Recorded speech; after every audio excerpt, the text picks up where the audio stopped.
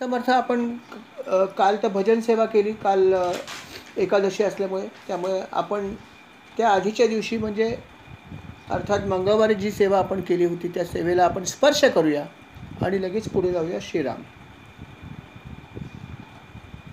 मंगळवारी आपण जे काही पाहिलं होतं त्याच्यामध्ये आपण अनेक गोष्टी ऐकल्या होत्या.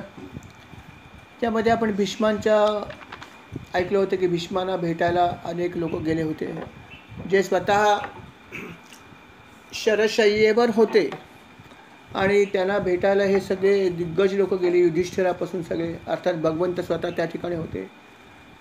अर्थात भीष्माचार्यांकडून त्यांनी योग्य असा उपदेश जो आहे धर्माचं ज्ञान जे आहे ते युधिष्ठिराने घेतलं, ज्याच्यामुळे त्याच्या मनात जो एक संदेह निर्माण झाला होता की माझ्या हातून अनेक लोकांचा वध झाल्यामुळे मला खूप पाप लागले ज्याचं कधीही क्षालन होऊ शकत नाही, ही जी त्याच्या मनात एक भावना होती तिचं क्षालन त्या ठिकाणी झालं.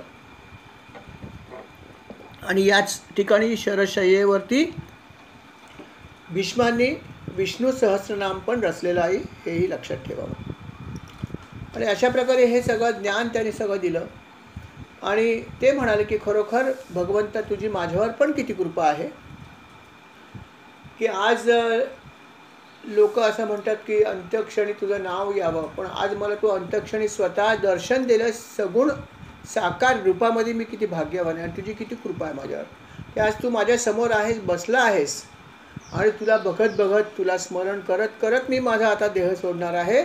कारण दक्षिणायन आता संपलेलं आहे आणि उत्तरायणाला आता सुरुवात होते, त्यामुळे मी तुझं स्मरण करतच होता हा देह सोडतो आहे. अशा प्रकारे त्यांनी भगवंताची स्तुती करत करत करत करत आपला देह त्यागसुद्धा भीष्माने या ठिकाणी केला. हे सगळं घडल्यानंतर अर्थात यथास्थित सर्वांच्या सर्व प्रकारच्या अंतक्रिया किंवा जे काही नंतरच्या गोष्टी आहेत त्या सर्व काही पांडवांनी यथासांग पार पाडल्या. आणि त्यानंतर मग त्यांनी आपल्या भगवंतांनी या सर्वांचा निरोप घेतला आणि भगवंत म्हणाले की आता मला माझ्या नगरीकडे म्हणजे द्वारकेला जायला लागेल, खूप दिवस झाले मी इथे आलो आहे. अर्थात जेव्हा भगवंत निघाले त्यांनी सर्वांचा निरोप घेतला. सर्वांना तो निरोप देण्यासाठी अत्यंत कठीण जात होतं. असं वाटत होतं की भगवंताने जाऊच नाही, परंतु अत्यंत दुःखी अंतःकरणाने का होईना पण सर्वांनी त्यांना निरोप दिला. युधिष्ठिराने त्यांच्याबरोबर चतुरंग सेना दिली होती. स्वतः काही काळ अर्जुन आणि काही पांडव त्यांच्याबरोबर गेले होते. स्वतः अर्जुनाने भगवंताच्या डोक्यावरती छत्र धरलं होतं. सात्यकी आणि उद्धव चौऱ्या झाडत होते, चारी बाजूने पुष्पवृष्ट होत होते आणि अशा प्रकारे भगवंताने तिथून गमन केलं त्यांच्या द्वारकी नगरीकडे. आणि अशा प्रकारे भगवंत निघाले. निघताना अनेक नगरी अनेक देश त्याला लागले. त्या सर्वांना भेट देत देत त्या सर्व ठिकाणी अनेक लोक त्यांना भेटायला यायचे. त्या प्रत्येकाला त्यांनी अर्थात त्यांच्या त्या त्या भावाप्रमाणे सर्वांना भेट दिली. आणि अशा प्रकारे भगवंत वाटचाल करत करत करत करत करत यथावकाश द्वारकेच्या जवळसुद्धा आले. द्वारकेच्या जवळसुद्धा जेव्हा आले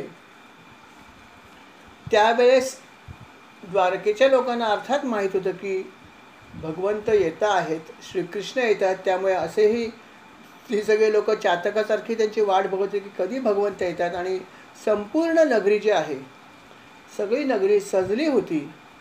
सर्वत्र पताका लावल्या होत्या, दिंड्या लावल्या होत्या, सर्वत्र रांगोळ्या काढल्या होत्या, सुवासिक पाणी सर्वत्र शिंपडलं होतं आणि अतिशय सुंदर अशी तयारी झाली होती. अनेक लोक, ऋषी मुनी, अनेक स्तुतीपाठक असे सगळी लोक तिथे आली होती आणि अनेक लोक त्यांना सामोरं जाण्यासाठी सुद्धा पुढे निघाली होती. आणि अशा प्रकारे भगवंताचं स्वागत करण्यासाठी जय्यत तयारी झाली होती. आणि जसं ज्या क्षणी भगवंतानी द्वारकेमध्ये पाऊल टाकलं सगळी लोक त्यांना सामोरे गेली. इथे जसे नगरामधले जे राहणारे व्यक्ती होते, नागरिक होते, हे जसे उत्सुक होते तसे अर्थात महालात राहणे त्यांचे जे स्वकीय होते, जसे वसुदेव असतील, अक्रूर असतील, बलराम असतील, यांनासुद्धा जेव्हा असं समजलं होतं तेव्हा त्यांनासुद्धा अर्थात त्यांची झोप तहान सगळं काही उडालं होतं. त्यांनाही एक ध्यास लागलं होतं की कधी भगवंत येतात. सगळे लोक अशा प्रकारची सगळ्यांची अवस्था झाली होती. आणि अशा तऱ्हेनं या अवस्था असताना भगवंत तिथे यथावकाश आले. सर्वांनी त्यांचं आपापल्या प्रकारे स्वागत केलं. भगवंतांनी पण त्यांना यथायोग्यप्रमाणे कोणाला नमस्कार केला, कोणाला आलिंगन दिलं, कोणाशी हस्तांदोलन केलं, कोणाकडे हास्यमुद्रेने पाहिलं, कोणाकडे फक्त केवळ एक प्रेमळ नजर टाकली. आणि तिथे आलेल्या प्रत्येक व्यक्तीला भगवंतांनी संतुष्ट केलं. आणि अशा प्रकारे या सर्वांना भेटत भेटत भेटत भेटत भगवंत पुढे पुढे चालले होते. आणि सर्व नागरिकांना जेव्हा त्यांनी भेटून झालं तेव्हा ते अर्थात आपल्या महालाकडे आले. आपल्या महालाकडे आले अर्थात महालामध्ये त्यांनी सर्वप्रथम आपल्या माता पित्यांना भेट दिली. माता पित्यांनी नमस्कार केला. मातांनी तर त्यांना आपल्या हृदयाशी लावलं. काही मातांच्या तर स्तनामधून दुग्ध धारा वाहू लागला, इतकं प्रेम त्यांचं होतं.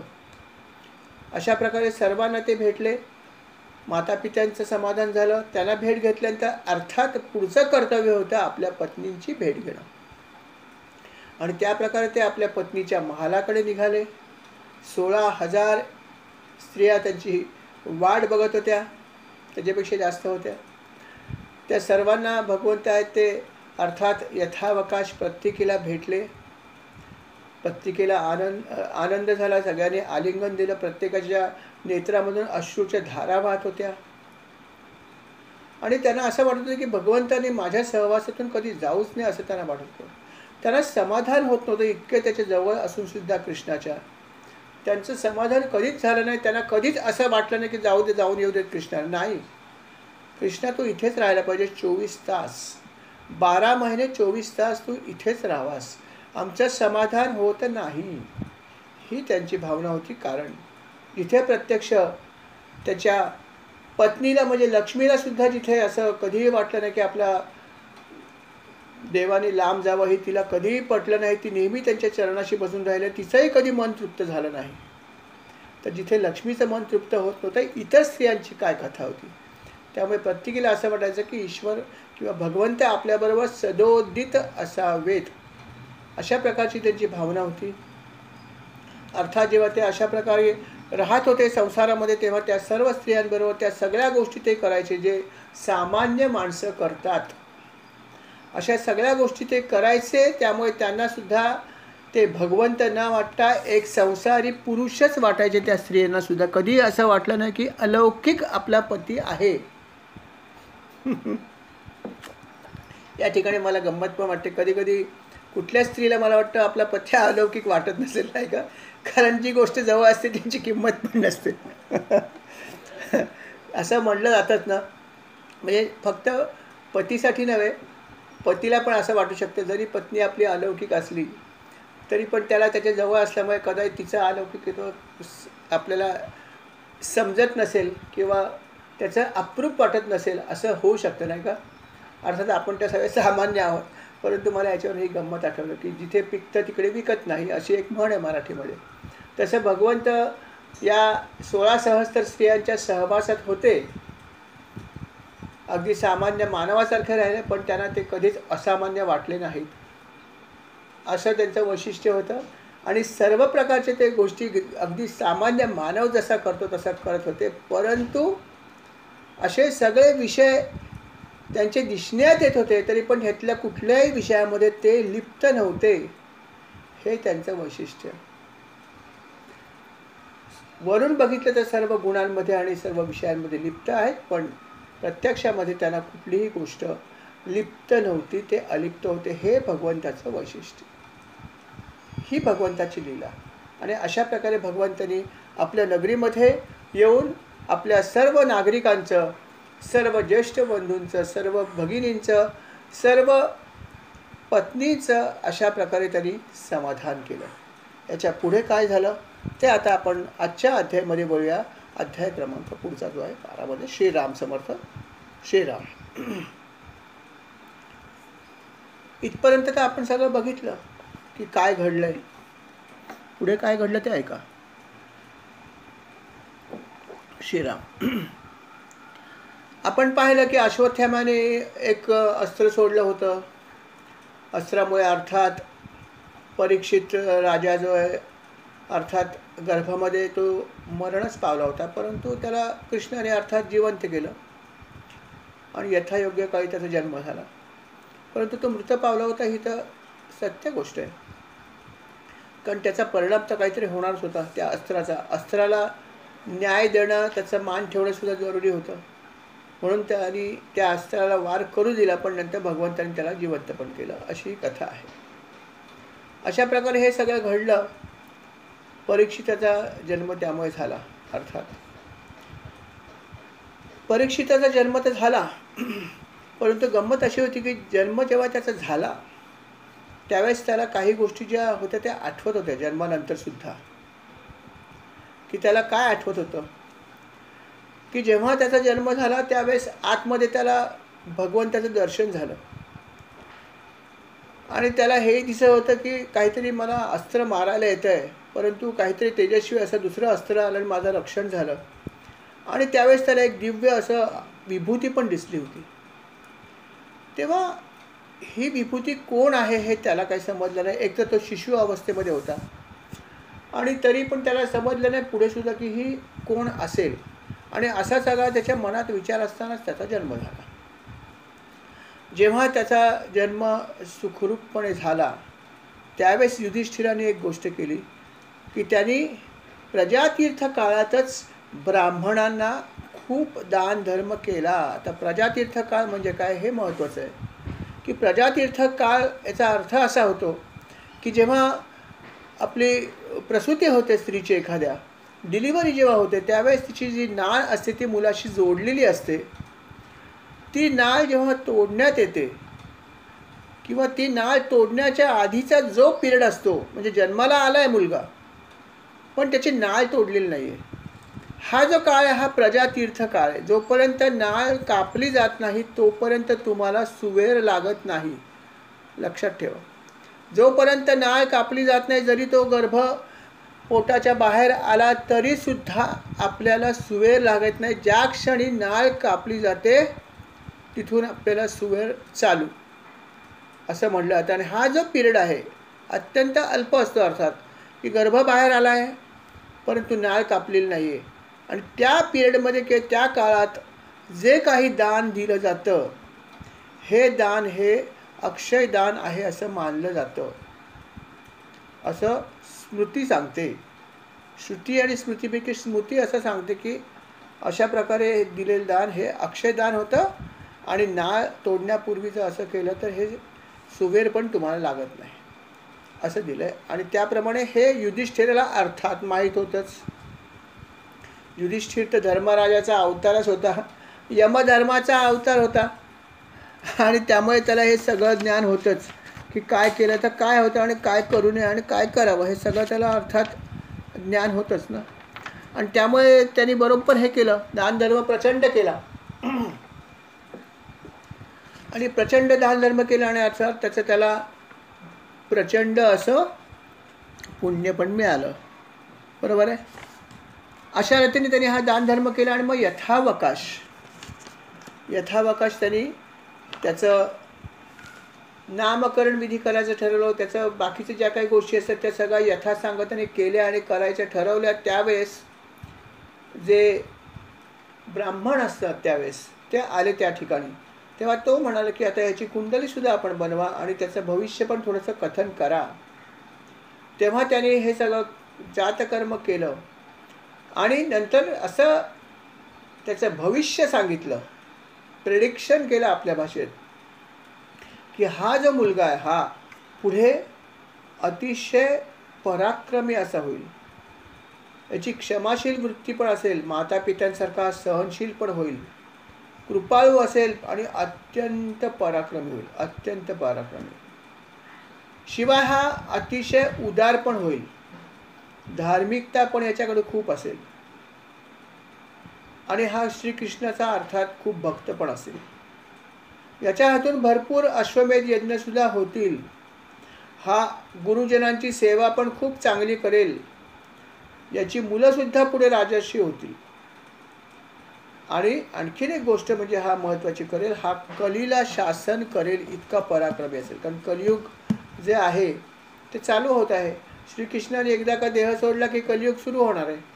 आणि त्या कलीला शासन करण्याची शक्ती याच्याकडे असेल, इतका हा प्रभावशील किंवा पराक्रमी योद्धा असेल असं त्यांनी सांगितलं. त्याने पुढे हेही सांगितलं की हा कलीला शासन करेल, परंतु याला काही शाप मिळणार आहेत ब्राह्मणांकडून किंवा ऋषींकडून. आणि त्या शापामुळे याला तक्षक नावाच्या भयानक अशा महानागापासून दंश होऊन मृत्यू येईल. हे पण भविष्य त्यांनी सांगितलं. अथ ते इति, सुरुवात ते एंड असं भविष्य त्यांनी सांगितलं. त्यांनी हेही सांगितलं की जेव्हा अशा प्रकारचं वेळ जवळ येईल, जेव्हा राजाला समजेल की माझा मृत्यू आता ठरलेला आहे इतक्या दिवसांनी, त्यावेळेस तो सगळ्या गोष्टीची आसक्ती सोडून भगवंताच्या चरणाला शरण जाईल. आणि त्यावेळेस त्याला महाज्ञान प्राप्त होईल. आणि त्याच्यानंतर मग तो आपल्या शरीराचा त्याग करेल आणि अर्थात त्याला अभयपदाची प्राप्ती होईल. असं संपूर्ण भविष्य त्याच्या जन्मकाळी ऋषींनी सांगितलं. खरोखर किती महान गोष्ट आहे ना. मनुष्याच्या अगदी बारीक बारीक गोष्टीचं पण प्रेडिक्शन इतकं अचूकपणे करणं. अर्थात असं म्हणतात की काही लोक आजही आहेत की जे अशा प्रकारे सांगू शकतात, कारण ते एक शास्त्र आहे. अर्थात या शास्त्रामध्ये विद्या अभ्यासाच्या जोडीला थोडीशी तुमची आध्यात्मिक पॉवर पण पाहिजे. कारण ज्यांच्याकडे आध्यात्मिक पॉवर आहे आणि जर हे ते शास्त्र शिकले तर त्याचं प्रेडिक्शन जास्त अचूक असू शकतं, यात शंका नाही आहे. पण अशा प्रकारे त्यांनी सगळ्या प्रकारचं टोटल भविष्य त्यांनी सांगितलं अथ ते इतिपर्यंत या राजाचं. अर्थात हे सगळं ज्योतिष्य त्यांनी सांगितलं. युधिष्ठिराने मग त्या सगळ्या ब्राह्मणांना, सगळ्या ऋषींना व्यवस्थित दान धर्म केला, त्यांना व्यवस्थित त्यांचा सन्मान केला, मान दिला आणि मग ते तिथून अर्थात निघाले. हे जे बालक होतं याच्या या सगळ्या गोष्टी ऐकल्यावरती अर्थात लोक जे आहेत ते म्हणाले की किती श्रेष्ठ बालक हा निर्माण झाला आहे. खरोखर असा बालक जन्माला येणं हे नशिबाचंच काम आहे, नाही का. इतका हा श्रेष्ठ आहे आणि कलीला हा शासन करू शकतो म्हणजे काय झालं, खूपच मोठी गोष्ट झाली, नाही का. तर इतका हा शक्तिशाली सुद्धा होणार आहे हे पण त्यांनी सांगितलं. अशा प्रकारे त्यांनी या बालकाचं संपूर्ण भविष्य या आलेल्या अतिशय अभ्यासू ब्राह्मणांनी किंवा ऋषींनी हे संपूर्ण भविष्य सांगितलं. आणि मग अर्थात नंतर ते निघून गेले. याचं नामकरण त्यांनी जे केलंय ते होतं विष्णुरात. का तर भगवान विष्णूंनी यांचं गर्भामध्ये संरक्षण केलं म्हणून त्याचं पाळण्यातलं नाव जे आहे विष्णुरात हे ठेवण्यात आलं. पण तरीसुद्धा तो प्रसिद्ध कुठल्या नावाने झाला तर परीक्षित या नावाने प्रसिद्ध झाला. का झाला. विष्णुरात हे नाव असून सुद्धा आता असं बऱ्याच लोकांचं असतं की पाळण्यामध्ये एक नाव ठेवतात आणि प्रत्यक्षामध्ये वेगळ्याच नावाने बोलवलं जातं. असंही होतं, नाही का, अनेक वेळा. परीक्षिताच्या बाबतीत असं घडलंच. तो परीक्षित या नावानेच प्रसिद्ध झाला. पण त्याचं कारण काय होतं तर जेव्हा तो जन्माला येत होता त्यावेळेस त्याला गर्भामध्ये जे दिसलं होतं एक विभूती त्याला दिसली होती, एक अद्भुत असं एक तेजोमय विभूती त्याला दिसली होती. आणि म्हणून त्या पुरुषाला जेव्हा त्यांनी बघितलं तेव्हा तो म्हणत होता की हा कोण आहे, त्याला समजलं नाही. गर्भातून बाहेर आल्यावर सुद्धा त्याला ते आठवत होतं की कोणीतरी अलौकिक पुरुष मला दिसला. आणि म्हणून जन्म झाल्यापासून त्यांनी सुरुवात केली की जी जी लोक त्याला भेटायची त्यातला कोण तो होता, त्यांच्यापैकी कोणी होता का, अशा प्रकारे तो त्यांच्या एक शोधक नजरेने बघत होता. त्यांची परीक्षाच तो करत होता की हा तो तर नव्हे ना ज्याला मी गर्भात बघितलंय. आणि अशा प्रकारे तो प्रत्येकाला एक वेगळ्या नजरेने बघत होता, त्यांची परीक्षा घेत होता. आणि म्हणून त्याचं नाव परीक्षित राजा असं पडलं. कारण त्यांनी आलेल्या प्रत्येक व्यक्तीला या नजरेने त्यांनी पाहिलं आणि म्हणून तो परीक्षित राजा म्हणून अर्थात प्रसिद्ध झाला. त्याचं मूळ नाम जे आहे ते पाळण्यामधलं नाव पाळण्यामधपर्यंतच मर्यादित राहिलं.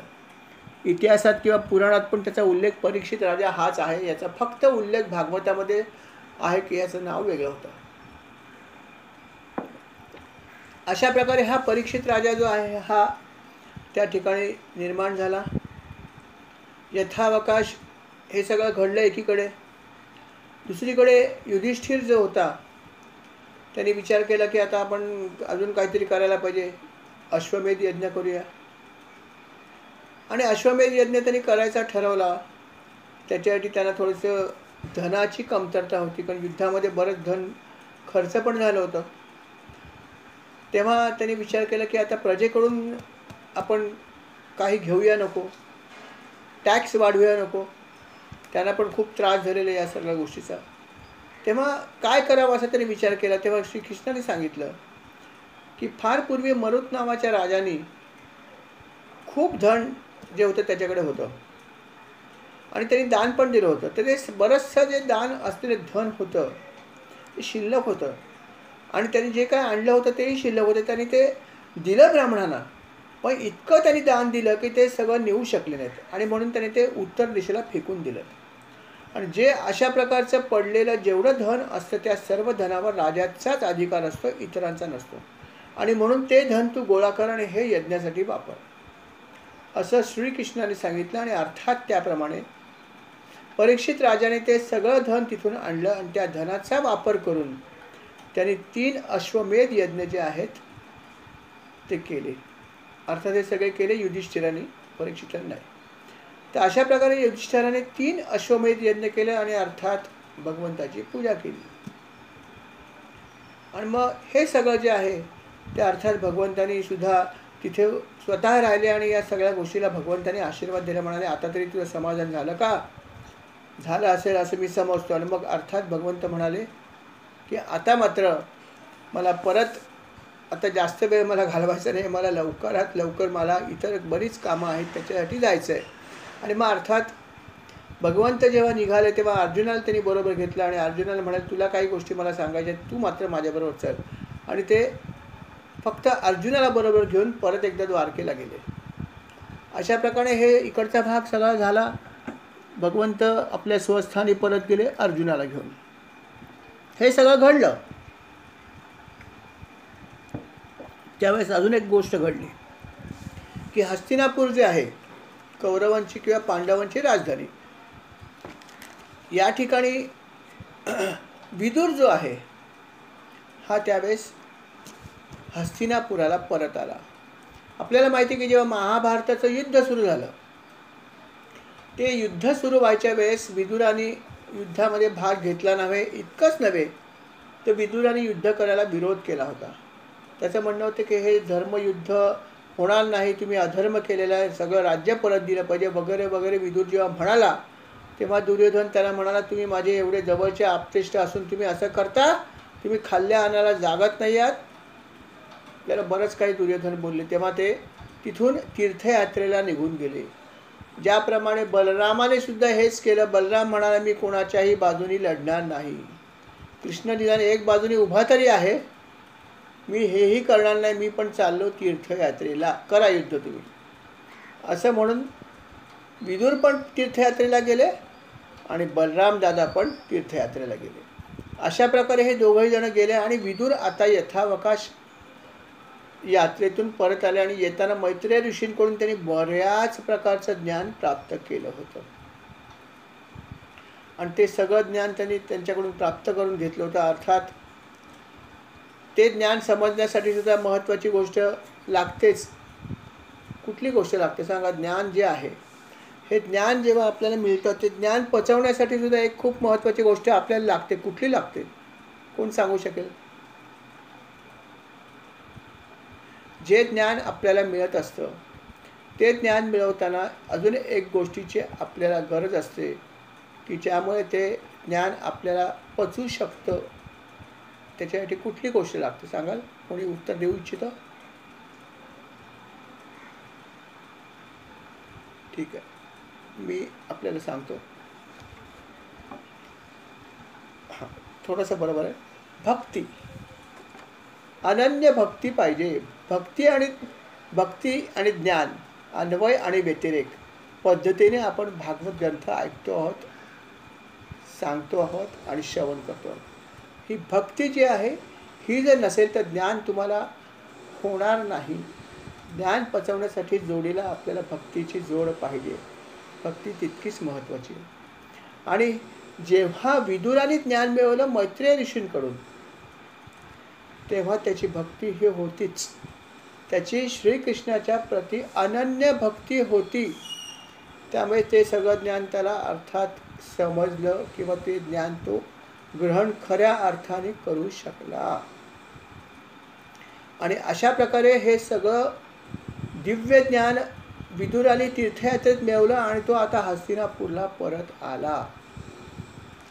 अर्थात विदुराला जेव्हा आलेलं बघितलं तेव्हा युधिष्ठिर म्हणजे धर्मराज, त्याचे सगळे भाऊ, धृतराष्ट्र, संजय म्हणजे कोण, तर ज्यांनी धृतराष्ट्राला संपूर्ण महाभारत सांगितलं की काय युद्ध होते, त्याला अर्थात दिव्य दृष्टी जी आहे ते व्यासमुनीने दिली होती आणि म्हणाले की तू तुझ्या या राजाला सांग की युद्ध कशा प्रकारे चालू आहे आणि त्याची रनिंग कॉमेंट्री दे, आपल्या भाषेत लाईव्ह कॉमेंट्री दे, तुला दिसेल इथून ही शक्ती मी तुला देतो.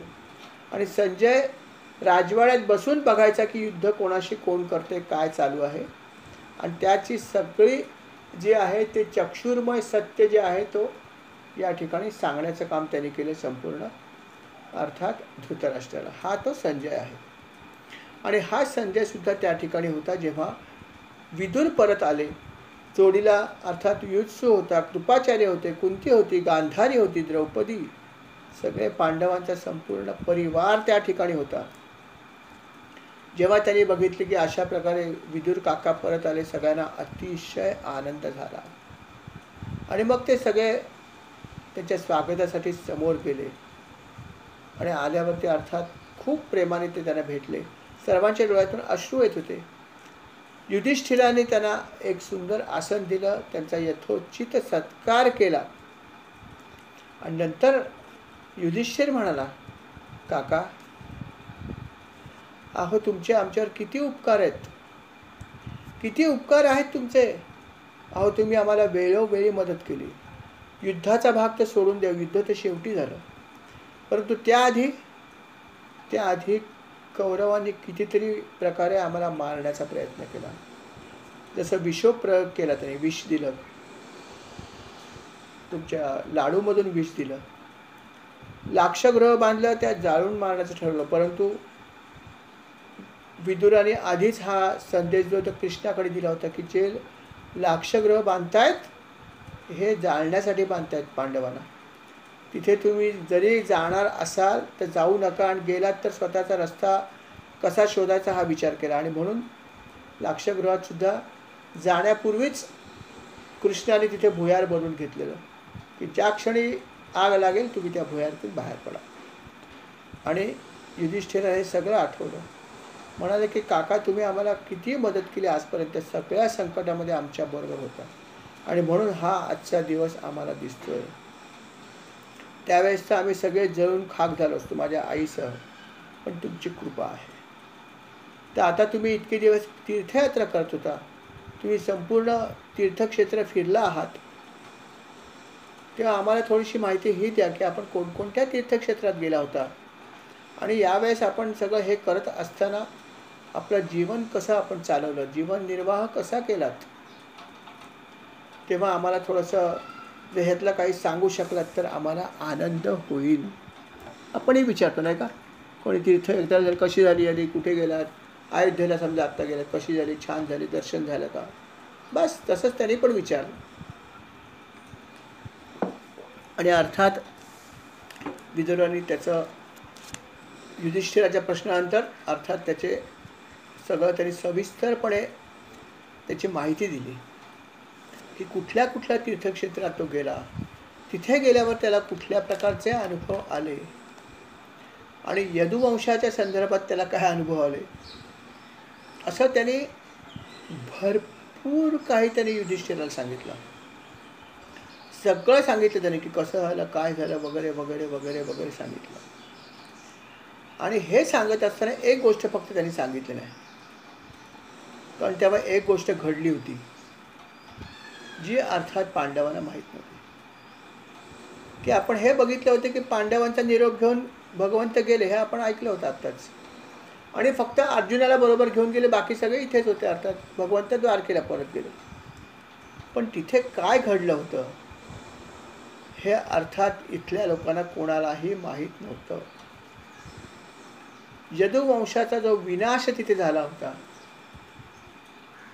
ते त्यांनी वृत्त सोडून बाकी सगळं सांगितलं. तीर्थयात्रा कशी केली, कुठल्या तीर्थात काय आलं, सगळं सांगितलं. पण त्याला हेही माहीत होतं की आता यदुवंश पूर्ण नष्ट झालेला आहे. आणि हे सगळं त्याला माहीत होतं, पण ते त्यांनी पांडवांना सांगितलं नाही, कारण ते दुःख होणारं पांडवांचं जे आहे ते त्याला बघवलं नसतं. आणि म्हणून त्यांनी तेवढा भाग सोडून बाकी सगळं काही सांगितलं. इकडे पांडव तर विदुराची खूप सेवा करत होते की विदुर काका, विदुर काका, विदुर काका. आणि खूप त्यांनी चांगली सेवा केली. इतकंच नाही तर अर्थात धृतराष्ट्राला पण त्यांनी खूप खुश ठेवलं होतं. धृतराष्ट्राचा कुठलाही द्वेष केला नाही. आणि अर्थात अशा प्रकारे हे सगळं घडत होतं. आणि विदुर जो आहे त्याने कधीही त्यांनी अधर्माच्या बाजूने कधीही विदुर उभा राहिला नाही. विदुर नेहमी सांगायचा की धर्म पाळला पाहिजे. आणि त्याचं कारण अर्थात यमराजच होता. कारण यमराज जो आहे या यमराजाने विदुराच्या पोटी अंशरूपाने जन्म घेतला होता. आणि त्याचं कारण होतं यमराजाला ऋषींनी दिलेला शाप. की एकदा मांडव्य नावाचे जे ऋषी होते, या ऋषींना एकदा असं घडलं की चोरांनी चोरी केली आणि ते येऊन मांडव्य ऋषींच्या आश्रमात लपले. त्यावेळेस शिपायाने येऊन मांडव्य ऋषींना विचारलं की चोर कुठे आहेत, पण मांडव्य ऋषी काही म्हणाले नाहीत, कारण त्यांचं ध्यान लागलं होतं. परंतु शिपायांना काही समजलं नाही. शिपाई जेव्हा आश्रमात गेले तेव्हा त्यांना चोर सापडले आणि त्यांनी त्या चोरांना पकडलं आणि मांडव्य ऋषींना पण पकडून आणलं. आणि राजाला सांगितले का हे चोरी यांनी केली आणि ह्याच्याबरोबर हा माणूस होता आणि यांनी आम्हाला सांगितलं नाही, आश्रमात लपला. आणि अशा प्रकारे जेव्हा सेवकांनी सांगितलं, राजाने काही विचारच केला नाही. राजाने सुद्धा ठरवलं म्हणजे की त्याचा निवाडा करायचा. कळलं की नाही. आणि राजाने सांगितलं द्या सर्वांना सुळाला. सर्वांना सुळ्याला चढवायची त्यांनी शिक्षा दिली. आणि एकामागे एक चोर सगळे सुळावर चढले, मृत पण पावले. आणि मांडव्य ऋषींना जेव्हा सुळावर द्यायचं होतं त्यावेळेस फक्त त्याने सुळावर ठेवलं. आणि तेवढ्यात त्याच्या आधीच जस्ट राजाला समजलं की अरे चोरी यांनी नाही केली. धावत धावत त्याला म्हटलं नाही नाही नाही मारू नका, मारू नका. पटकन त्यांनी त्याला खाली घेतलं. पण तेव्हा सूळ त्यांना लागला होता. सूळ लागल्यामुळे थोडासा त्यांना त्रास पण त्याचा झाला होता. सुळावर ते चढले होते पण जिवंत होते. राजाने क्षमा वगैरे मागितली, ऋषीने त्याला क्षमा पण केली. नंतर त्याने विचार केला की राजाने मला सुळावर चढवलं ठीक आहे, पण माझं काय असं कर्म घडलं की ज्याच्यामुळे मला हे शिक्षा मिळाली. त्याचा शोध घेण्यासाठी ते यमराजाकडे गेले आणि म्हणाले यमधर्म मला असं सांग की माझ्याकडून असं कुठलं कर्म घडलं ज्याच्यामुळे तू मला सुळावर चढवलंस रे. तेव्हा यम म्हणाला की असं झालं की लहानपणी तुम्ही फुलपाखराला एका गवताची काडी टोचलीत आणि ती त्याला खूप लागली आणि म्हणून मग त्याचं फळ म्हणून तुम्हाला सुळावर चढवलं फक्त आणि लगेच उतरवलं. मारलं कुठे आम्ही. तेव्हा ऋषी म्हणाले तुझा हा न्याय का बरोबर नाही बघा. अरे जेव्हा मी काडी टोचली तेव्हा मी लहान होतो, मला कुठे जाण होती की मी चुकीचं करतोय. मग अजाणतेपणी जर एखादं तुझं पाप घडलं तर त्याच्यासाठी एवढी सजा सुळावर चढवण्याची. अयोग्य, तुम्ही न्याय केलेला नाही. तो म्हणला नाही मी बरोबर न्याय केला. तेव्हा मांडव्य ऋषींना खूप राग आला. म्हणाले एक तर तू चुकीचा न्याय केलास आणि वरून म्हणतोस की न्याय केलाय नाही. आता तुला माझा शाप आहे की तू हे जे काही चुकीची गोष्ट केली आहेस ना, म्हणून तुला मी शाप देतो की 100 वर्ष तू शूद्र योनीत राहशील आणि तुझा जन्म अर्थात पृथ्वीवर होईल. आणि म्हणूनच हा यमराजाचा अंश विदुराच्या रूपाने खाली आला. आणि अर्थात विदुर जरी त्याचा काका असला दुर्योधनाचा, तरी पण तो त्याची आई ही दासी होती, दासीपुत्र होता तो. अशी कथा आहेच महाभारतामध्ये की जरी व्यासमुनींपासून जरी त्याला झाला असला पुत्र, तरी पण दासी जी होती, दासीबरोबर त्यांनी संग केला आणि म्हणून दासीपुत्र होता. परंतु तो खूप महान होता, कारण व्यासांपासून निर्माण झाला होता. पण हा यमराजाचा अंश होता. अशी विदुराची कथा आहे. आणि असे हे विदुर काका सगळी संपूर्ण प्रकारची यात्रा करून परत आले होते आणि सगळ्या प्रकारची ते माहिती देत होते. अशी यात्रा झाली, तसं झालं, अमकं झालं, तमकं झालं, सगळं काही ते सांगत होते. आणि हे सगळं ऐकत होते की कशा प्रकारे विदुर काकाने आपल्या यात्रा केली, काय केली. आणि मग त्याला खूप आनंद झाला की म्हणजे किती छान यात्रा केली, किती तुमचे सुंदर अनुभव आहेत. मग विदुर म्हणाले की हे तर सगळं ठीक आहे, आता तुम्ही तुमचं जे काही गृहस्थाश्रमाचं कर्तव्य ते पार पाडा, असा सल्ला त्यांनी पांडवांना दिला. आणि पांडव त्याप्रमाणे अर्थात आपला गृहस्थाश्रम जो आहे पुढे नेण्यासाठी कामाला लागले. हे सगळं झालं एकीकडे. नंतर विदुराने यथावकाश आपला मोर्चा धृतराष्ट्राकडे वळवला आणि तो धृतराष्ट्राला म्हणाला, महाराज आता तुमच्याशी मला थोडं बोलायचं आहे. हा म्हणे, बोल ना, काय म्हणतोस तू, सांग. म्हणाला, महाराज अहो आता तरी थोडं माझं ऐका. अहो काळ फार कठीण आलाय, तुम्हाला कल्पना आहे का काय घडणार ते. अहो काळ आता खूप कठीण आलेला आहे, कलियुग सुरू झालेला आहे. आणि तुम्हाला हे माहीत नाही की कळी काळ ज्याला आपण म्हणतो तो तुमच्या डोक्यावर घिरट्या घालू लागला. तुम्हाला याची कल्पना नाही आहे की काय होणार आहे पुढे. अहो तुमचं सुद्धा आयुष्य आता काय खूप जास्त राहिलेलं नाही, ह्याची तुम्हाला जाणीवच नाही आहे. आणि याची जाणीव तुम्हाला कधी होणार हे मला समजत नाही. अहो आता फार काय वेळ राहिलेला नाही, प्राण कधी जाईल तुम्हाला समजणार पण नाही. प्राण हा असाच जातो, बोलता बोलता जातो. कधी कोणाचा मृत्यू येईल कोणाला सांगता येतं का, नाही सांगता येत. पण ह्याची तुम्हाला जाणीवत नाही आहे. याच्या आधी पण मी तुम्हाला अनेक बाबतीत सल्ला दिला होता, तेव्हा तुम्ही माझा शिल्ला झिडकारून लावला. मी तेव्हा पण तुम्हाला सांगितलेलं युद्ध करू नका, तुमचा सर्वनाश आहे. पण तुम्ही माझा सल्ला ऐकला नाहीत. दुर्योधनाने मलाच सांगितलं तुम्ही काका इथून जा, नाही तर मी तुम्हाला घराबाहेर नव्हे नगराबाहेर घालवीन. तेव्हा मी तीर्थयात्रेला निघून गेलो आणि तुम्ही युद्ध केलं, काय घडलं, सगळ्यांचा नाश झाला. अहो आता तरी ऐका माझा सल्ला. अहो किती दिवस या ठिकाणी तुम्ही राहणार, किती दिवस या महालामध्ये तो ऐशाराम करणार, किती दिवस ही चैन करणार.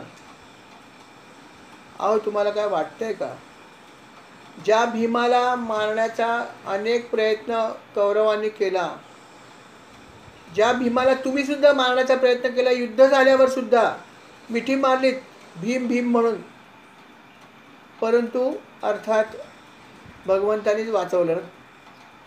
पण आपल्याला तर माहिती आहे ही कथा की युद्ध संपल्यावरती सगळे पांडव जगले आणि सगळे कौरव मेले. तेव्हा सगळे भेटायला जेव्हा आले होते, प्रत्येकाला धृतराष्ट्र आलिंगन देत होता. सगळ्यांना नाही दिलं, पण तो म्हणला काहींवरती माझं जास्त प्रेम आहे आणि विशेषतः भीमावर माझं फार प्रेम आहे, तेव्हा भीमाने मला आलिंगन द्यावं. अर्थात कृष्ण तिथे उभा होता, त्याला माहीत होतं की याचं प्रेम काय, म्हणून त्याने खून केली. धृतराष्ट्र आंधळा आहे, म्हणाला तू पुढे जायचं नाही आहेस, तुला जेव्हा आलिंगन देईन म्हणेन त्यावेळेस तू बाजूला हो, तुझा पुतळा माझ्याकडे तयार आहे. आणि तो लोखंडाचा पोलादाचा पुतळा भगवंतानी पुढे केला आणि धृतराष्ट्राने त्याला कडकडून मिठी मारली, माझा आवडता भीम. आणि म्हणून कडकडून मिठी मारली आणि त्या पुतळ्याचं चूर्ण झालं. विचार करा, भीम बाजूला उभा होता, त्याला घाम फुटला की जर त्या पुतळ्याच्या जागी मी असतो तर आज माझं चूर्ण झालं असतं. एवढी शक्ती या धृतराष्ट्रामध्ये होती. पण अर्थात भगवंतानी त्याची बाजू उचलली, त्याला काही होऊ शकत नाही ना. आणि अशा प्रकारे भगवंतानी शेवटपर्यंत पांडवांचं रक्षण केलेलं आहे. आणि विदुर काका म्हणतायत, अरे धृतराष्ट्रा, ज्या भीमाला सुद्धा तू मारण्याचा नंतर पण प्रयत्न केला युद्ध झाल्यावर, त्याच भीमाचा आणि त्याच पांडवांचा अन्न खातून तुम्ही याच ठिकाणी जगतात. लाज शरम काय आहे की नाही. त्यांनी तर असा शब्द वापरला की कुत्र्यासारखं जीवन तुम्ही जगतायत. भागवतात म्हणलंय, अन्न खाऊन कुत्र्यासारखं जगताय तुम्ही. उकिरड्यावर खाल्लेलं अन्न आणि याच्यात फरक नाही आहे. कारण का, तर ज्या ठिकाणी तुम्ही छेद केला, ज्या ठिकाणच्या लोकांचं तुम्ही सतत वैर ठेवलं, घाणेरडी भावना केली, त्यांच्याच पाहुणचार तुम्ही आज हे झोडता आहात, ही काय चांगली गोष्ट नाही. काय तुम्ही केलं नाही मला सांगा. प्रत्येक पांडवाला तुम्ही मारण्याचा प्रयत्न केलात. अरे त्यांची विवाहित पत्नीमध्ये तुमची सून, तिचा भर सभेत अपमान केला, तुम्ही शांत राहिलात. काहीही दखल घेतली नाहीत. त्यांना बेदखल केलं, त्यांना संपत्तीपासून, त्यांच्या जागेपासून लांब नेलं, सगळं काही केलं. आणि आता ते जेव्हा जिंकून आले तरीसुद्धा तुम्ही त्यांच्याच महालामध्ये छान ऐशारामात राहिलात. काय तुम्हाला लाज लज्जा आहे का. या शब्दात विदुराने त्याची लाज काढली. अर्थात त्यावेळेस ते एकटे होते. म्हणाले, अहो तुम्हाला समजतं का, तुम्ही आता वृद्ध झालात, गलित गात्र झालात. जसं जुनं वस्त्र आपण घातलं आणि ते खूप जर जीर्ण झालं असेल ते फाटतंच ना. शेवटी खूप जर जुनं झालं, अर्थात एवढं जुनं आपण हल्ली होऊ देत नाही, पूर्वी व्हायचं. पूर्वी जुनं होई पण नाही, अजून जंग गेला नाही आहे, वापरूया. आता असं होत नाही. थोडंसं 1 वर्ष झालं की चला दुसरं घेऊया, दुसरं झालं की तिसरं घेऊया. सोमवारी वेगळं, मंगळवारी वेगळं, फंक्शनला वेगळं, संध्याकाळी वेगळं, सकाळी वेगळं. वस्त्रांचा पाऊस आहे आमच्याकडे. म्हणून त्याने असं म्हणलं की वस्त्र पूर्वी तरी जीर्ण झाल्यावर फाटायची, आता जीर्ण होतच नाही. परंतु जशी वस्त्र फाटतात किंवा जीर्ण होतात तेव्हा आपण बदलून टाकतो, तसं माणसाचं शरीर पण जीर्ण होत असतं. आणि त्यावेळेस वस्त्र आपण स्वेच्छेने बदलतो, पण जेव्हा आपली शरीर जीर्ण होतं तेव्हा आपली इच्छा नसेल तरी ते बदलावं लागतं. ते शरीर तुम्हाला बदलणं भाग असतं. तुमची इच्छा नसेल तरी शरीर सोडावं लागतं ना. मग आता ही वेळ आली तुमच्यावर, ही वेळ तुमच्यावर आली, पण तुमचा अजून मोह सुटलेला नाही. तुम्ही अजूनही राजवाड्यातच राहतात, त्यांच्याच घरी राहतात ज्यांचं तुम्ही वाईट केलं, जन्मभर वाईट केलं. अहो हे आता तुम्ही कधी सोडणार. तुमचे हे सगळे विकार, तुमच्या ही सगळी आसक्ती ऐशारामाची, हे आता कधी सोडणार. विरक्ती कधी घेणार. तुम्ही राजा आहात ना, हे तुम्ही समजायला पाहिजे, पण तुम्हाला अजून समजतच नाही. आता मी काय उपदेश करू तुम्हाला. अहो ज्या मनुष्याला हे समजतं तो मनुष्य योग्य काळी भगवंताच्याकडे जातो. संसार म्हणतो माझा बास झाला आता, पण तुमचं अजून काहीच नाही. सगळे पुत्र मरण पावले तरी तुम्ही इथेच राहताय, त्याच लोकांच्या घरात ज्यांचं तुम्ही आयुष्यभर वाईट चिंतलं. या गोष्टीला मी काय म्हणू. मला बोलायला शब्द नाही, सांगायला लाज वाटते. कारण मी लहान आहे तुमच्यापेक्षा. तुम्ही सर्वात ज्येष्ठ आहात. पांडूनंतर तुमचाच नंबर होता, म्हणून तर तुम्हाला राज्य मिळालं. किंबहुना पांडूपेक्षा सुद्धा तुम्ही वयाने मोठे होतात, पण तुम्ही अंध असल्यामुळे तुम्हाला राज्य मिळालं नव्हतं. पण पांडूचा मृत्यू झाल्यावर तुम्हाला मिळालं ते राज्य, अन्यथा काय. अशा प्रकारे विदुराने त्याची खूप निर्भत्सना केली, खूप निर्भत्सना केली. का तर निदान आता जरी आपलं ऐकावं, निदान शेवटचे जे काही दिवस आहेत त्यात तरी त्यांनी चांगलं कृत्य करावं. आणि म्हणून त्यांनी खूप समजावलं, खूप त्याच्यावर कठोर टीका पण केली. म्हणाले माझं काहीतरी ऐका. तेव्हा मात्र थोडंसं उपरती झाली धृतराष्ट्राला की खरंच आपण आयुष्यभर चुकीचं केलं आणि याचं काही ऐकलं नाही. मुख्य म्हणजे तेव्हा आता आपण मात्र हे सगळं आता सोडायला पाहिजे आणि आता खरंच त्यांनी सांगितल्याप्रमाणे करायला पाहिजे. त्याला पटलं. तो म्हणाला तुम्ही सांगा काय करायचं आहे, काय करायचं. हे सगळं आता सोडून द्या आणि बाहेर जा, हिमालयात जा, कुठेतरी वनात जाऊन राहता. बास झालं तुझं. हिमालयाच्या यात्रेवर जा. आता इथे राहू नका. आणि हे करताना तुम्हाला अर्थात हे नकळत करावं लागेल, कारण तुम्हाला युधिष्ठिर आणि पांडव असं जाऊ देणार नाहीत. ते खूप चांगले आहेत, ते प्रेमळ आहेत. ते म्हणतील नाही बाबा काका तुम्ही आता कुठेही जाऊ नका, तुमचं वय झालंय, आता तुम्ही इथे सुखाने राहा, आम्ही तुमची सेवा करू असं ते म्हणतील आणि तुम्हाला जाऊ देणार नाही. त्यामुळे जर तुम्हाला जायचं असेल तर त्यांच्या नकळतच जावं लागेल. पटतंय का बघा. धृतराष्ट्राने विचार केला, खरंच मला हा सल्ला विदुराने आधीच दिला होता, पण मी त्याचं काही ऐकलं नाही आणि आज सर्वनाश झाला आहे. आणि आता मात्र विदुराचं आपण थोडं ऐकायला पाहिजे नाही का. कारण आता खरोखर आपलं शरीर वृद्ध झालेलं आहे, जीर्ण झालं आहे, माहीत नाही खरोखर काय होईल कधी, अशी अवस्था आहे. आणि आता मात्र आपण या विदुराचं ऐकायला पाहिजे. त्याला खरोखर धर्माचं ज्ञान आहे आणि आपल्यावर प्रेम पण आहे, तेव्हा आपण त्याचं ऐकूया. आणि मग त्यांनी सल्ला दिल्याप्रमाणे त्यांनी ठरवलं की आता आपण रातोरात निघायला पाहिजे, वेळ न दवडता निघायला पाहिजे. आणि त्यांनी अर्थात ते ठरवलं आणि आपली पतिव्रता जी पत्नी होती गांधारी हिला सांगितलं. सुबल नंदिनी गांधारी, सुबल राजाची कन्या गांधारीला सांगितलं. गांधारी तर पतिव्रताच होती. तेव्हाही तिने आपल्या डोळ्याला पट्टी बांधली होती. का तर आपल्या पतीला दृष्टी नाही तर मी पण हे जग बघणार नाही, इतकी ती पतिव्रता होती. ती तर म्हणाली बस जेथे पती तेथे सती. आणि ती म्हणाली मी तुझ्याबरोबरच आहे, चला तुम्ही कुठे म्हणाल तिकडे मी यायला तयार. आणि मग दोघं जणांनी रातोरात मध्यरात्री त्यांनी कोणालाही न सांगता त्या महालाचा त्याग केला आणि ते निघून गेले तिथून.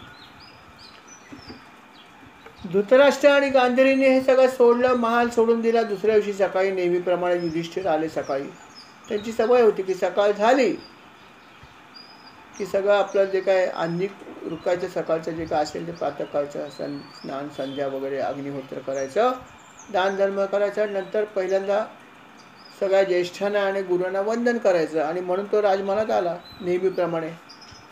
जेव्हा तो तिथे आला तेव्हा त्याला धृतराष्ट्र पण दिसले नाहीत, गांधारी दिसले नाही, विदुर पण दिसत नाही आहेत. तेव्हा त्याला समजेना की गेले कुठे. तेव्हा तिथे त्यांनी बघितलं तर संजय तिथे बसलेला होता. संजयला माहीत असू शकतं. त्याने संजयला विचारलं, अरे बाबा संजय मला सांग, माझे हे वृद्ध अंध असे काका धृतराष्ट्र कुठे गेले. आणि त्यांच्याबरोबर दुःखी असलेली त्यांची पत्नी म्हणजेच माझी काकी गांधारी कुठे आहे. आणि माझे काका जे विदुर काका ते पण दिसत नाही आहेत, तर कुठे आहेत सांगू शकशील का. खरं पाहिलं तर थोडंसं माझीही चूकच आहे की त्यांना एवढं दुःख झालं, कारण त्यांचे सगळे मुलं जे आहेत ती मृत पावली, त्यांचे बांधव सगळे मृत्यू झाले. खरंच मी त्यांच्याकडे म्हणावं तितकं लक्ष दिले ना असं मला वाटतं. कदाचित माझं लक्ष नसताना कदाचित त्याने आत्महत्या तर केली नाही ना माता गांधारीसह. गंगेत तर उडी घेतली नसेल ना, काय माहिती. माझी पण गलथानपणा होता माझा. अहो आम्ही जेव्हा लहान होतो तेव्हा यांनीच तर आम्हाला लहानाचं मोठं केलं आहे. यांचे आमच्यावर खूप उपकार आहेत. त्यामुळे मला आता त्यांची चिंता वाटते की आता इथे ते नाही आहेत, काकी पण नाही आहेत, दोघंही कुठे गेले असतील. या ठिकाणी काही समजायला मार्गाने विदुर काका पण नाही आहेत. आणि अशा प्रकारे ते चिंता करतात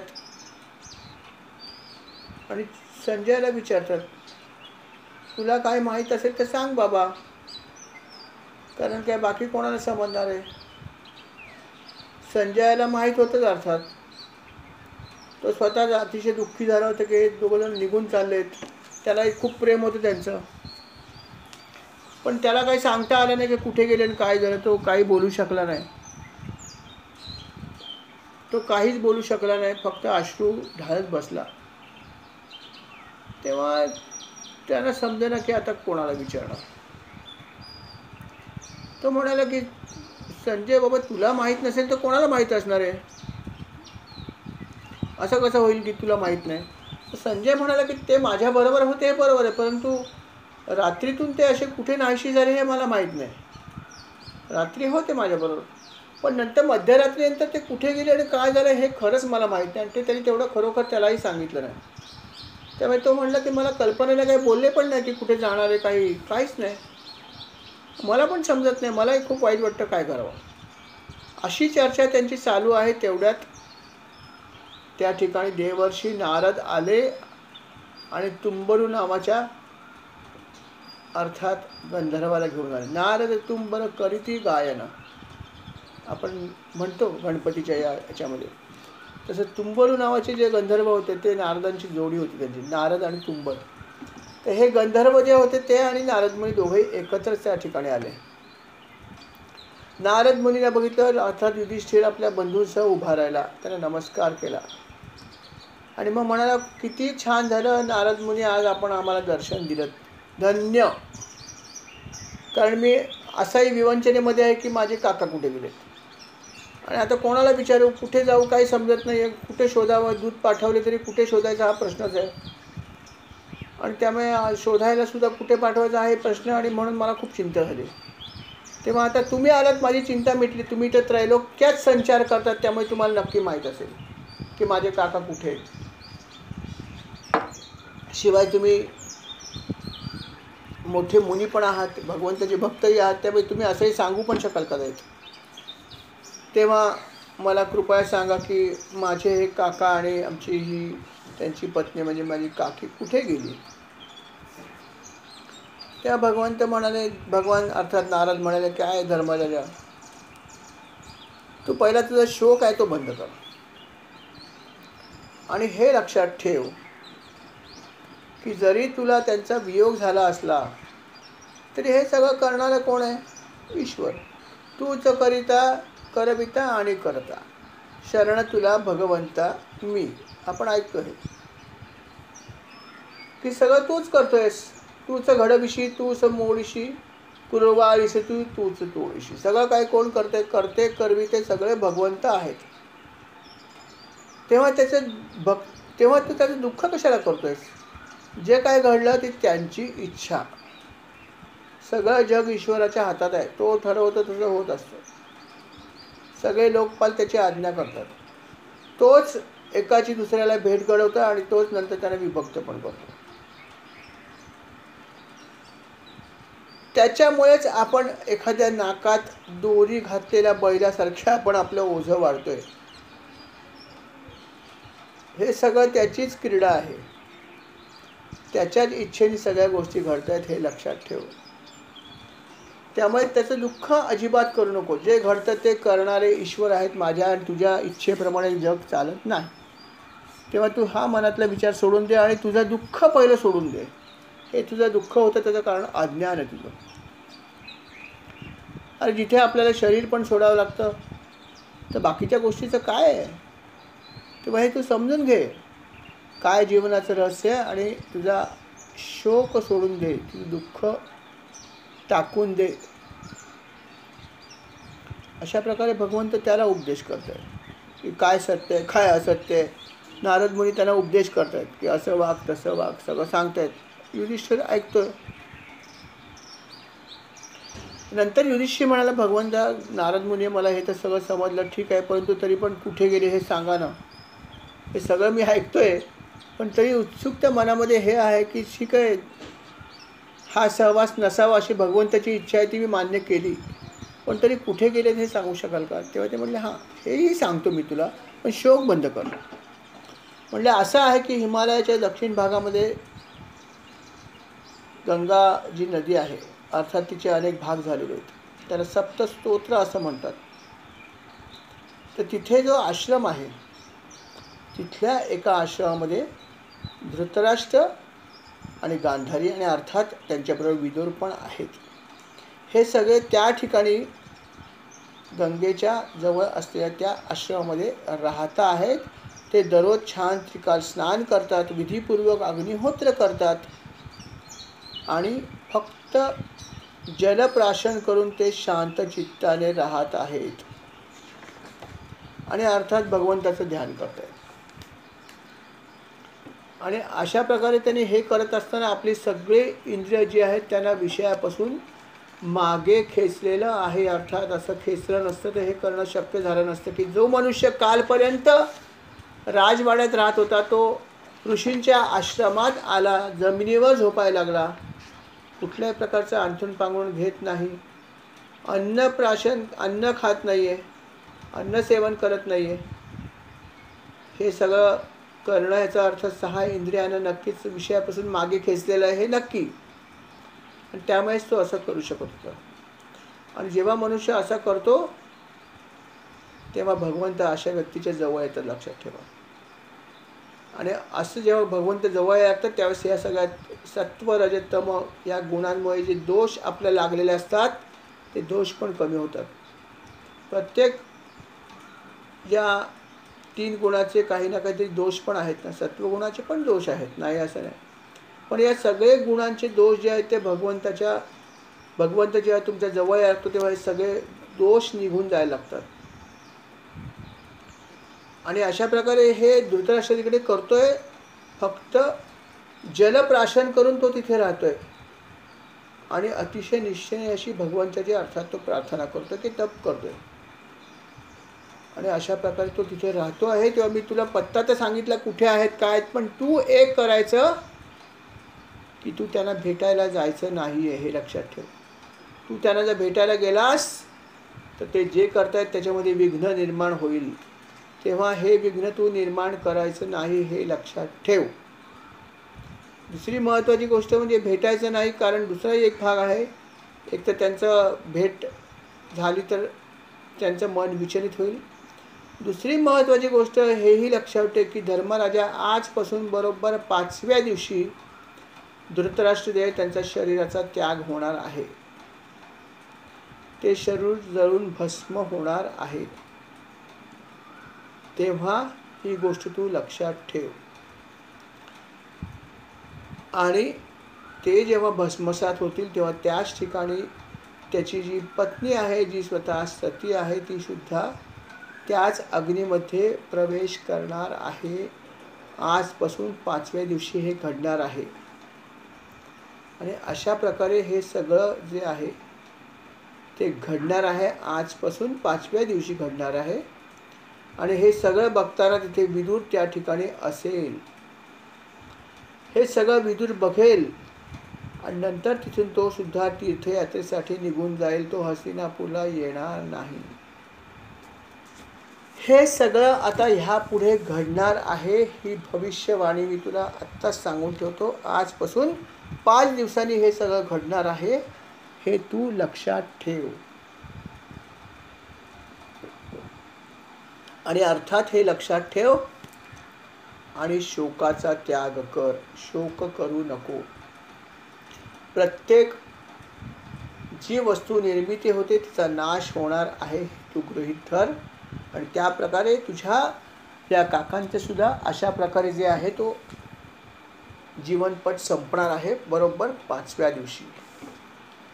अशी संपूर्ण माहिती जी आहे ती नारद मुनींनी उपदेशासह धर्मराजाला दिली. आणि मग अर्थात त्याचं सांत्वन करून नारद मुनी तुंबोरू ह्या गंधर्वाला बरोबर घेतलं आणि नारायण नारायण म्हणत ते स्वर्गलोकाकडे गेले. अर्थात ते स्वर्गलोकी गेले. पुढे काय झाले या ठिकाणी? युधिष्ठिराने एवढा सगळा उपदेश ऐकला आणि मग पुढे काय घडलं हे सगळं जे आहे त्या अर्थात आपण पुढच्या भागामध्ये ऐकूया. या ठिकाणी आपण आज स्वल्पविराम घेऊया. या सेवेला श्री राम समर्थ. ही जी काही सेवा घडली महाराज आपल्या कृपेने घडली आहे, आपल्या चरणी अर्पण करतो. हिचा स्वीकार करावा. कळत नकळत चूक झाली असेल तर मला क्षमा करावी आणि या सेवेचा स्वीकार करावा आणि अशी सेवा आम्हा सर्वांकडून आपण करून घ्यावी ही विनंती आपल्या चरणी आहे. स्वीकार करावा. श्री राम समर्थ. श्रीराम.